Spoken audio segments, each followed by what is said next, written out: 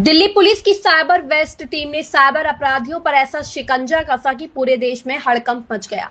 अप्रैल 2026 में सिर्फ एक महीने के अंदर 89 साइबर अपराधियों पर कार्रवाई, 35 शातिर गिरफ्तार और 40 करोड़ के साइबर फ्रॉड नेटवर्क का भंडाफोड़ किया गया।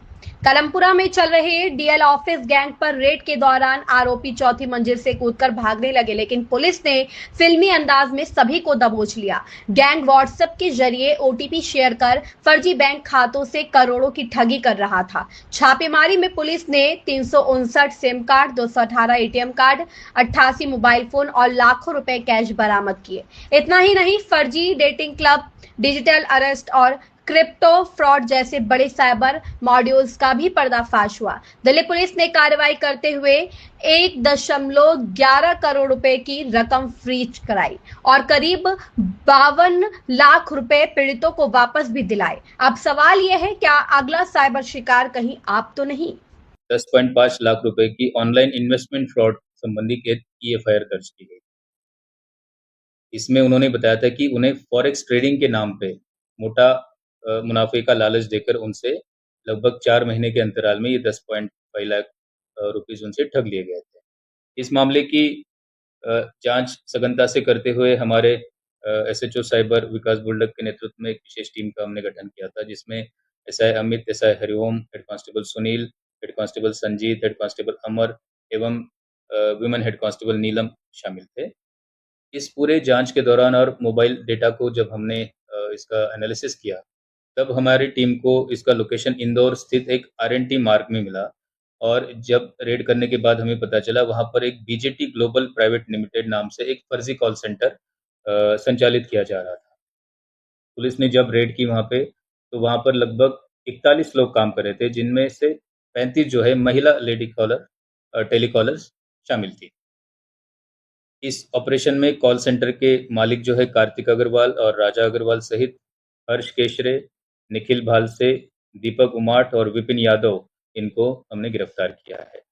इनमें से विपिन यादव जो है वो एक नामांकित शेयर ट्रेडिंग कंपनी में पहले काम करता था, तो इसको पता था कि शेयर मार्केट की सेंटिमेंट्स को कैसे मैनिपुलेट करना है और कस्टमर को कैसे लालच देना है।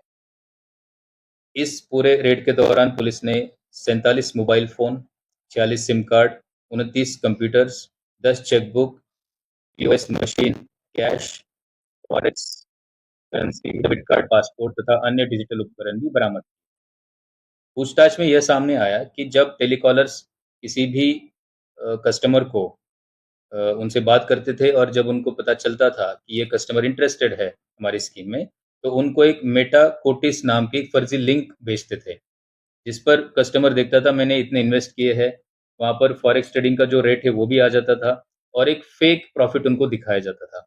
और कुछ दिनों बाद जब कस्टमर और पैसे लगा जाता था, तब वो फेक प्रॉफिट को कम करने लगते थे।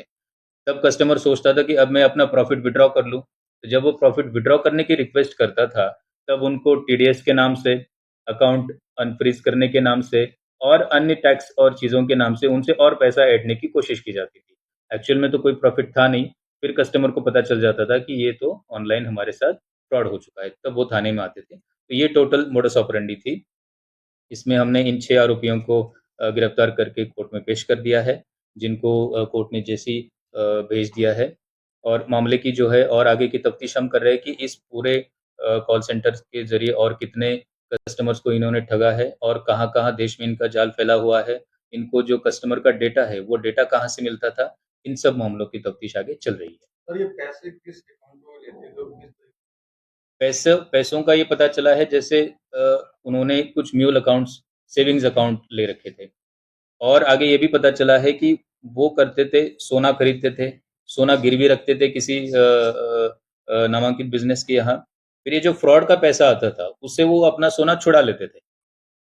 फिर से सोना वही सोना गिरवी रख दिया, फ्रॉड का पैसा आया, सोना उन्होंने छुड़ा लिया। क्योंकि सोना जो पेमेंट करना है, उस पे लिमिट नहीं है, कैश विथड्रॉ करने पे लिमिट है। लेकिन अगर आप सोने की कोई, मान लो वो दिखाते थे कर्जा लिया है हमने, कर्जा रीपेमेंट करने में कोई लिमिट नहीं है, बैंक टू बैंक ट्रांजैक्शन करते थे। तो ये म्यूल अकाउंट्स का भी हमें इसमें पता चला है, जो सेविंग अकाउंट थे, उनके बारे में भी और हम इन्वेस्टिगेशन करेंगे। इनको कैसे पता चला मध्य प्रदेश में? जो शिकायत करता है, इनको जो मोबाइल नंबर से कॉल आते थे, उन कॉल्स के, उन सिम कार्ड्स की हमने लोकेशन, उनकी पोजीशन का टेक्निकल एनालिसिस किया, उसके बेसिस पर हम आगे बढ़े। गिरोह में कितने लोग थे? इसमें जैसे मैंने बताया 6 आरोपियों को तो हमने गिरफ्तार किया है तथा वहाँ पर जो कॉल सेंटर में 41 लोग काम करते थे, जिसमें से 35 जो है वो महिला टेलीकॉलर्स थी।